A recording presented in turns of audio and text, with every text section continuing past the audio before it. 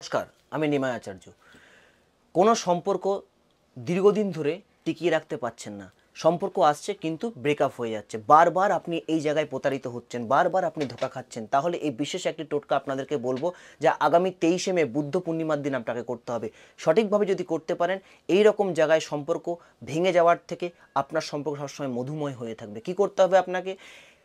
23শে মে বুদ্ধ পূর্ণিমার দিন একটি মধুর শিশি বাজার থেকে কিনে নিয়ে আসুন এবং এক টুকরো ভোজপত্র বাজার থেকে কিনে নিয়ে আসবেন এবং সেই ভোজপত্রের উপরে আপনাকে আপনার নাম প্লাস চিহ্ন দিয়ে যাকে বশীকরণ করবেন তার নাম লিখুন এবং ডান সাইডে ওম লিখুন। লেখার পরে এটিকে মধুর শিশির মধ্যে ঢুকিয়ে একটি বেলগাছের গোড়াতে আসবেন। বেলগাছের গোড়াতে এসে এক বিঘ এরকম গর্ত খুঁড়বেন এবং গর্ত করে সেই গর্তের মধ্যে আপনি মধুর শিশিটাকে ঢুকিয়ে দিন। ঢুকিয়ে দিয়ে মাটি চাপা দিন এবং তাতে মাটি চাপা দেওয়ার পরে একটু সামান্য দুধ ঢেলে দিন। দুধ ঢালার সময় আপনাকে একটি মন্ত্র বলতে হবে। মন্ত্রটি হচ্ছে শিবম করতি অমুক কল্যাণম, শিবম করতি অমুক কল্যাণম।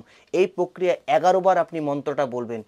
বুদ্ধ পূর্ণিমার দিন থেকে শুরু করে 4টে বৃহস্পতিবার আপনি যদি এইভাবে আপনি স্নান করার পরে ওই স্থানে গিয়ে দুধ ঢালতে পারেন, আমি আপনাকে চ্যালেঞ্জ করছি, সম্পর্ক চিরজীবন মধুময় হয়ে থাকবে। সম্পর্কে কখনো ভাঙন আসবে না। সম্পর্ক রিলেশনশিপ আপনার ছাড়া অন্য কিচ্ছু বুঝবে না। একবার টোটকাটি করুন। নমস্কার, জয় মা তারা।